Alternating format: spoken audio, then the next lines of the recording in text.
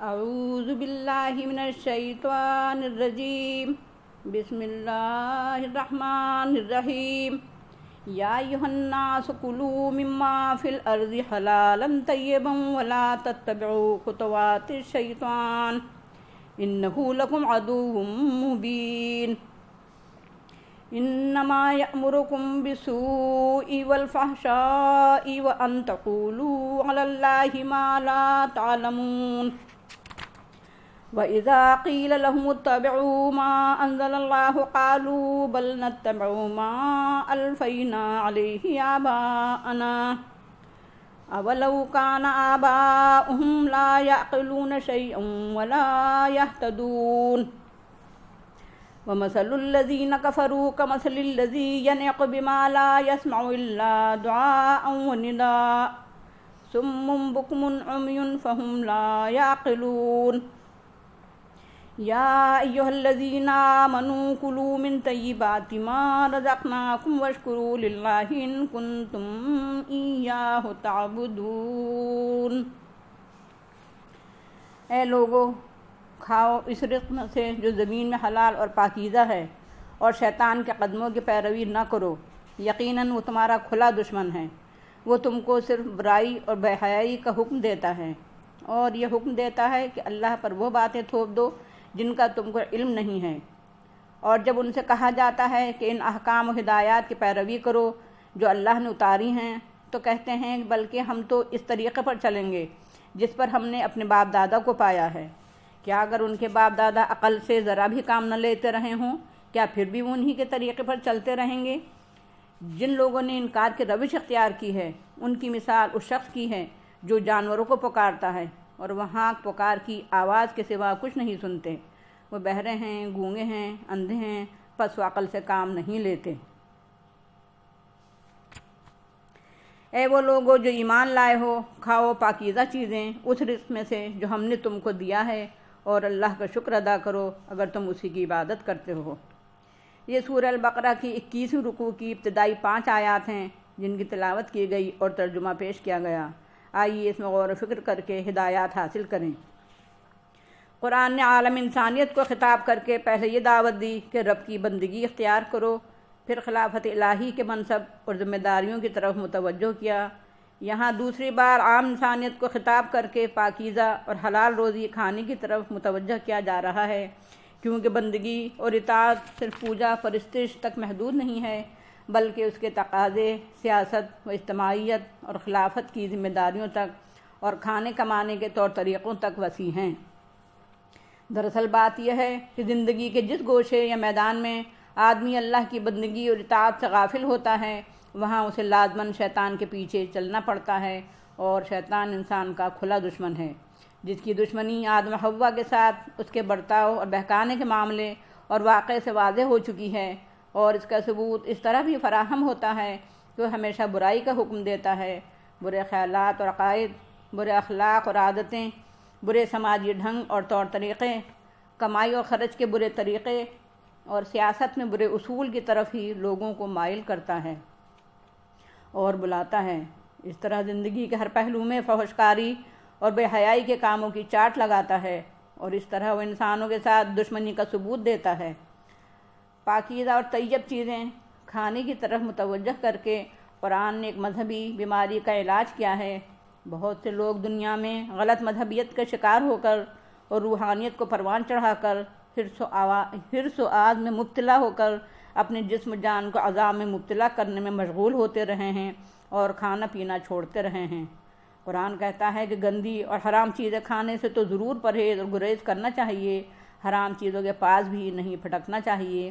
حرام ذریعوں سے حاصل کی ہوئی روزی یقیناً حرام اور ناپاک ہوتی ہے، اور اس سے روحانیت تو برباد ہوتی ہی ہے۔ اس سے پلا ہوا جسم بھی جنت سے محروم رہے گا، بلکہ دوزخ میں جلے بھنے گا۔ ایک اور بیماری ہے، اور وہ ہے آبا پرستی، یعنی باپ دادا کی اندھی تقلید، جو خیالات اور عقیدے اور جو رسوم و رواج اور کھانے پینے کے سلسلے کی پابندیاں باپ دادا سے چلی آ رہی ہوتی ہیں، وہ خدا کی طرف سے شمار ہونے لگتی ہیں۔ قرآن کہتا ہے جو تعلیم اور ہدایت اور احکام اور قانون و شریعت اللہ نے اتاری ہے اس پر چلو، اللہ کی ہدایت کو چھوڑ کر باپ دادا کی پیروی کسی طرح درست نہیں ہو سکتی، کیونکہ ہو سکتا ہے کہ باپ دادا عقل سے اور ہدایت سے محروم رہے ہوں، یا انہوں نے عقل سے کام نہ لیا ہو، یا وہ ہدایت پر عامل نہ ہوں۔ رہی اللہ کی ہدایت اور احکام تو وہ سراسر ہدایت اور حق ہی ہوتے ہیں۔ قرآن جو بھی پیغام اور دعوت انسانیت کو دیتا ہے اس کے لیے وہ دلائل پیش کرتا ہے، تاریخی اور سماجی دلائل پیش کرتا ہے، عقل و منطق اور برہان سے بھی استدلال کرتا ہے، مگر پھر بھی لوگ انکار کی روش اختیار کرتے ہیں اور ضمیر کی طاقت اور طبعی صلاحیتوں سے کام نہیں لیتے، اور بالکل جانوروں کی طرح دعوت حق کو ہاں کے پکارے کی صدا سمجھتے ہیں، کان رکھتے ہوئے حق کے لیے بہرے ہو جاتے ہیں، زبان رکھتے ہوئے حق کے لیے گونگے ہو جاتے ہیں، آنکھیں رکھتے ہوئے راہ حق کے لیے اندھے ہو جاتے ہیں۔ اس لیے ان کو دعوت تو دینا چاہیے مگر ان کے پیچھے نہیں پڑنا چاہیے۔ ایمان والوں سے کہا جا رہا ہے کہ دوسرے لوگ مانیں یا نہ مانیں وہ جانیں خود بھرے بھگتیں گے، لیکن تم تو ایمان لا چکے ہو، تمہارے تو ایمان کا تقاضا ہے کہ حرام چیزوں اور حرام ذریعوں کے قریب بھی نہ پھٹکو، صرف حلال روزی کھاؤ، صرف پاکیزہ اور طیب چیزیں کھاؤ۔ اس طرح اپنی عملی زندگی سے اور کھانے پینے کے پہلو سے بھی اچھا اور پاکیزہ کردار پیش کر کے لوگوں کے سامنے نمونہ پیش کرو کہ داعیانہ کردار و عملی سے پاک ہوتا ہے۔ داعیانہ کردار دو عملی سے پاک ہوتا ہے۔ جس حق کی طرف لوگوں کو بلانا تمہارا فریضہ ہے اس حق پر عمل کرنا تمہارا وطیرہ شیوہ ہونا چاہیے۔ اس طرح تم اللہ تعالیٰ کے اس احسان و نوازش کا شکر بھی ادا کر سکو گے جس سے اس نے تمہیں نوازا ہے، یعنی راہ حق و صداقت کو قبول کرنے اور ایمان لانے کی توفیق بخشی ہے۔ اگر تم اپنے ایمان کے دعوے میں سچے ہو اور صرف اللہ کی عبادت اور اطاعت کرتے ہو تو کھانے پینے اور کمانے میں بھی اس کی ہدایت پر چلو اور صرف حلال اور طیب روزی کھاؤ۔ انما حرم علیکم المیتۃ والدم ولحم الخنزیر وما اہل به لغیر اللہ فمن اضطر غیر باغ ولا عاد فلا اثم علیہ ان اللہ غفور رحیم۔ ان الذین یکتمون ما انزل اللہ من الکتاب ویشترون به ثمنا قلیلا اولئک ما یأکلون فی بطونہم الا النار ولا یکلمہم اللہ یوم القیامۃ ولا یزکیہم ولہم عذاب علیم۔ اولئک الذین اشتروا الضلالۃ بالہدی والعذاب بالمغفرۃ فما اصبرہم علی النار ذلک بأن اللہ نزل الکتاب بالحق وإن الذین اختلفوا فی الکتاب لفی شقاق بعید۔ اس نے تو تم پر حرام کیا ہے مردار اور خون اور سور کا گوشت، اور جس پر غیر اللہ کا نام پکار دیا گیا ہو، تو جو شخص مستر ہو جائے اور اس میں بغاوت کا جذبہ نہ ہو اور نہ وہ قدر ضرورت سے زائد کا خواہش مند ہو تو اس پر کوئی گناہ نہیں ہے۔ یقیناً اللہ بخشنے والا رحم کرنے والا ہے۔ یقیناً جو لوگ چھپاتے ہیں ان ہدایات کو جو اللہ نے کتاب میں نازل کی ہیں اور اس کے ذریعے تھوڑا مول حاصل کرتے ہیں، یہ لوگ اپنے پیٹوں میں آگ بھرتے ہیں۔ ان ہدایات کو جو اللہ نے کتاب میں نازل کی ہیں، جو لوگ ان کے ذریعے تھوڑا مول حاصل کرتے ہیں اپنے پیٹوں میں آگ بھرتے ہیں، اللہ ان سے قیامت کے دن بھی بات نہیں کرے گا اور نہ ان کا تزکیہ کرے گا اور ان کے لیے دردناک عذاب ہے۔ یہی لوگ ہیں جنہوں نے ہدایات کے بدلے گمراہی خرید لی ہے اور مغفرت کے بدلے عذاب حاصل کر لیا ہے، تو پھر ان کو دوزخ کے مقابلے میں کون قوت برداشت دے گا؟ یہ اس لیے کہ یقیناً اللہ نے کتاب کو حق کے ساتھ نازل کیا ہے، اور یقیناً جو لوگ کتاب میں اختلاف کرتے ہیں، جن لوگوں نے کتاب میں اختلاف کیا وہ دور کی مخالفت اور سخت دشمنی میں مبتلا ہیں۔ یہ اسی 21ویں رکوع کی بقیہ 4 آیات ہیں جن کی تلاوت کی گئی اور ترجمہ پیش کیا گیا۔ آئیے ان آیات میں دی گئی ہدایات سے استفادہ کریں۔ اللہ تعالیٰ نے تمام انسانوں کو اور اہل ایمان کو حلال و طیب چیزیں کھانے کی ہدایت دی اور حرام سے پرہیز گریز کی طرف متوجہ کیا۔ سوال پیدا ہوا کہ حرام چیزیں کون سی ہیں جن سے روکا گیا ہے؟ اصولی طور پر یہاں حرام چیزیں بتائی جا رہی ہیں۔ تفصیلات قرآن میں مختلف جگہ اور سنت نبی کریم صلی اللہ علیہ وسلم میں بیان کر دی گئی ہیں۔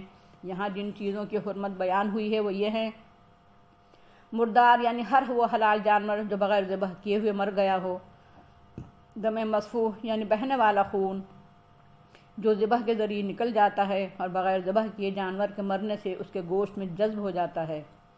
سور کا گوشت یہ نجس العین ہے، اس کی ہر چیز حرام ہے۔ ہر وہ ذبیحہ جسے غیر اللہ کے نام پر ذبح کیا گیا ہو، اور ہر وہ کھانا اور مٹھائی وغیرہ جسے غیر اللہ کے لیے نامزد کر دیا گیا ہو، یعنی کسی بھی غیر اللہ کے خوشنودی حاصل کرنے کے لیے یا اس کی ناراضی سے بچنے کے لیے یا اعتراف نعمت کے طور پر اس کی طرف منسوب کیا ہوا اور اس کے لیے نامزد کیا ہوا کھانا وغیرہ حرام ہے۔ البتہ کسی مرحوم کو محض ایصال ثواب کے لیے کوئی چیز پکائی جائے تو حرام نہ ہوگی۔ ان 4 قسم کی چیزوں کے علاوہ اور بھی چیزیں شریعت نے حرام کی ہیں جن کی تفصیلات قرآن و سنت اور فقہ کی کتابوں میں بیان ہوئی ہیں، لیکن اللہ تعالیٰ اپنے احکام، قوانین اور شریعت کے ذریعے لوگوں کو مصیبت میں مبتلا نہیں کرنا چاہتا، اس لیے وہ سہولتیں اور رخصتیں عنایت فرماتا ہے۔ اگر کوئی وضو نہیں کر سکتا، پانی نہیں ہے یا پانی کا استعمال مضر ہے تو تیمم کی اجازت ہے۔ صرف وضو کے بجائے نہیں بلکہ مجبوری کی حالت میں غسل کے بجائے بھی تیمم کی اجازت ہے۔ اگر کھڑے ہو کر نماز پڑھنے کے قابل نہیں ہے تو بیٹھ کر پڑھنے کی اجازت ہے۔ اگر بیٹھ کر پڑھنے کی سکت نہیں ہے تو لیٹ کر پڑھنے کی اجازت ہے۔ رکوع اور سجدہ کرنے کی طاقت نہیں ہے تو اشارے سے نماز پڑھنے کی اجازت ہے۔ سفر اور مرض میں روزے نہ رکھنے کی اور بعد میں قضا رکھنے کی رخصت ہے۔ اسی طرح حاملہ مرضعہ کے لیے بھی روزے نہ رکھنے اور بعد میں قضا رکھنے کی سہولت دی گئی ہے۔ اسی طرح مجبوری اور اضطرار میں حرام چیزوں سے استفادہ کی رخصت دی گئی ہے۔ اگر جان جیسی عزیز چیز ضائع ہونے کا اندیشہ ہو تو شراب، سور، خون اور مردار چیز اتنی مقدار میں جس سے جان بچ سکتی ہو کھانے پینے کی اجازت ہے، بشرط یہ کہ بغاوت کا جذبہ نہ ہو اور قدر ضرورت سے زیادہ نہ کھائی جائے۔ حرام چیزوں سے استفادے کی رخصت تو دے دی گئی اور اس کی شرطیں بھی بیان کر دی گئی ہیں، لیکن یہ معاملہ بڑا نازک ہے۔ ایمان اور جان دونوں کو بچانا بڑا مشکل ہے۔ انتہائی احتیاط کے باوجود غلطیاں ہو سکتی ہیں، اس لیے فرمایا یقیناً اللہ بخشنے والا اور رحم کرنے والا ہے۔